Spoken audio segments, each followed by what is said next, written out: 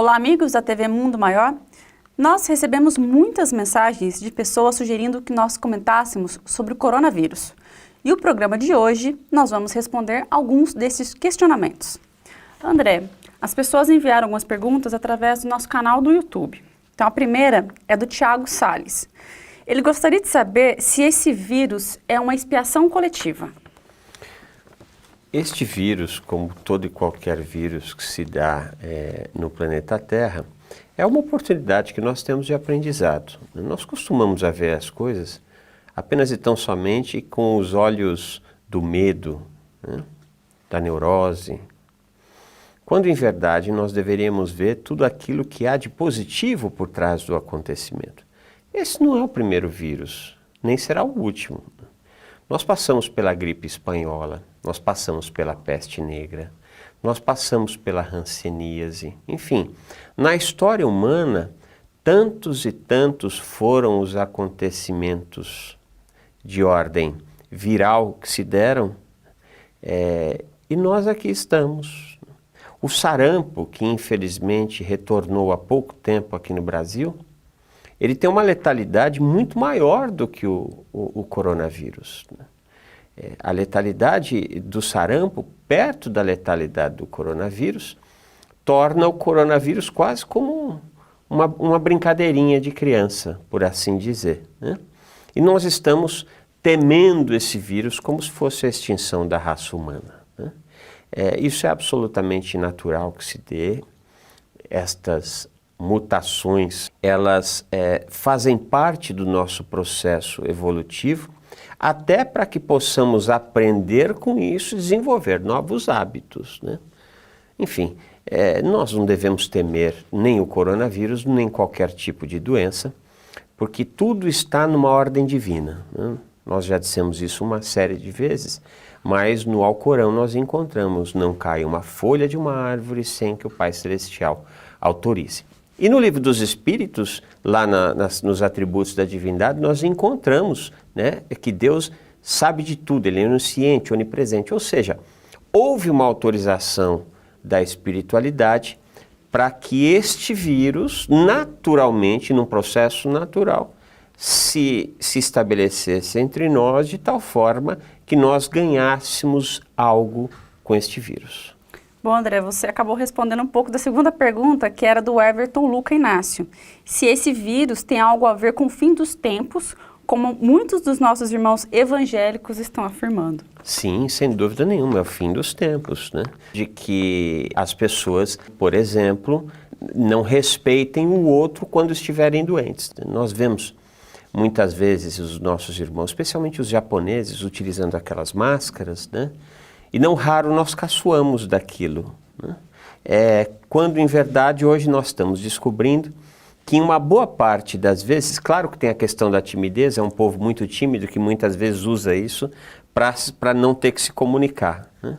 Mas no geral são pessoas que estão com algum processo viral e que, para proteger a coletividade, que para não espalhar o vírus por aí, utilizam a máscara, né? Então, este final dos tempos é neste sentido. Nós precisamos deixar velhos hábitos, né? Aventa-se que o desenvolvimento deste vírus se deu a partir de uma questão sanitária, de um mercado que havia na cidade onde a coisa iniciou. E ali parece que vende-se animais vivos, né? E aí vende-se cobras, vende-se morcegos, e estima-se que esta mutação se deu a partir desse descontrole sanitário que ali se deu. E olha o que aconteceu. Se tal se deu dessa forma, a China estima-se um decréscimo da ordem de 0,8 percentual do seu PIB, né? Em função de um mercado, talvez, ou alguns mercados. Então, certamente, o governo chinês tratará desta questão sanitária com muito mais seriedade. E nós vamos ganhando com isso. Então, é o final dos tempos de uma ação, de um mercado, por assim dizer, que nos lembra o mundo medieval. Este mundo precisa acabar. A Andréa Silveira. Quando os pensamentos são negativos, a energia fica densa, ocasionando um grande desequilíbrio. Isso pode gerar uma atmosfera doentia? O poeta Juvenal nos trouxe mente sã, corpo são. A mente, ela é responsável pela manutenção de todo o organismo.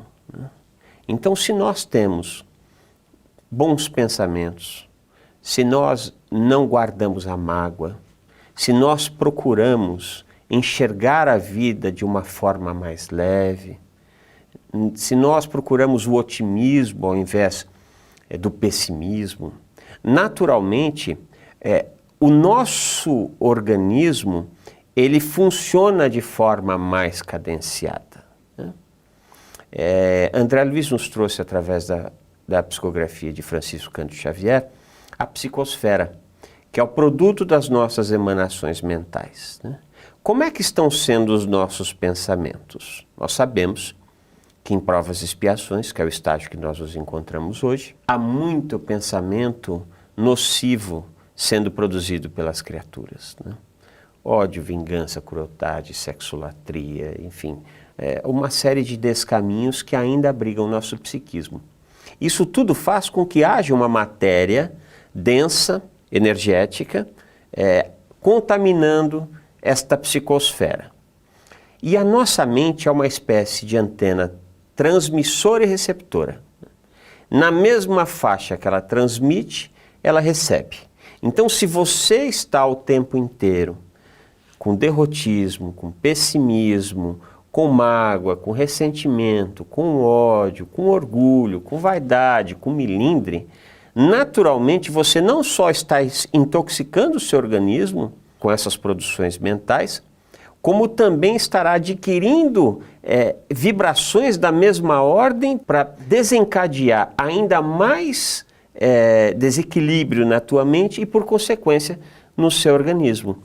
No ano de 2018, a Sociedade Brasileira de Cardiologia, no Hospital São Paulo, um grupo de pesquisadores apresentaram um estudo científico onde durante algum tempo eles acompanharam dois grupos de pessoas.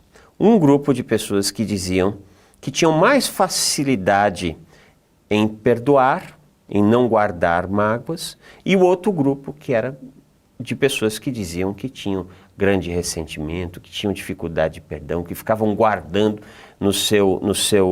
na sua memória acontecimentos que se deram no passado e que foram nocivos. E eles chegaram cientificamente ao resultado de que as desordens cardíacas no grupo que tinha dificuldade em perdoar eram muito maiores.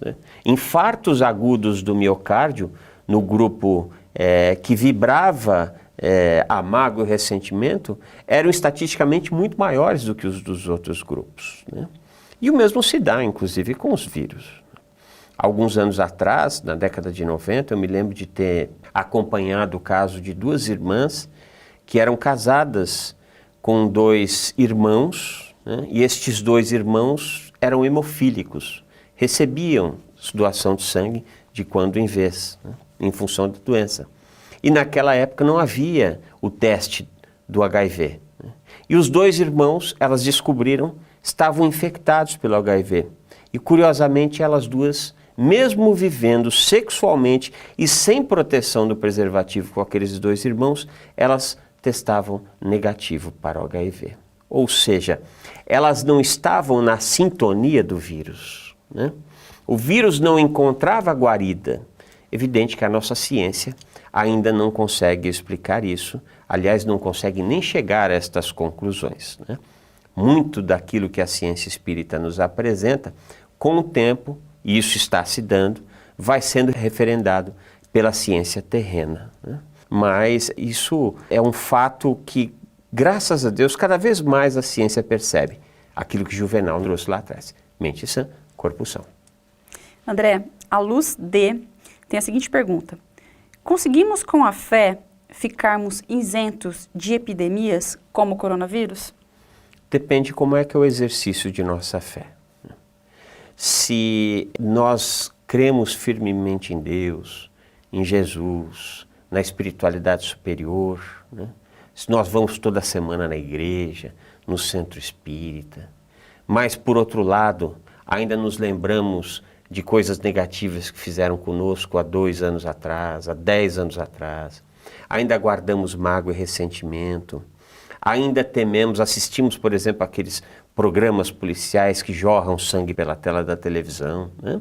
E se especialmente não fizermos aquilo que os médicos, que os cientistas estão nos dizendo, que é a lavagem das mãos, a higienização com álcool gel, né?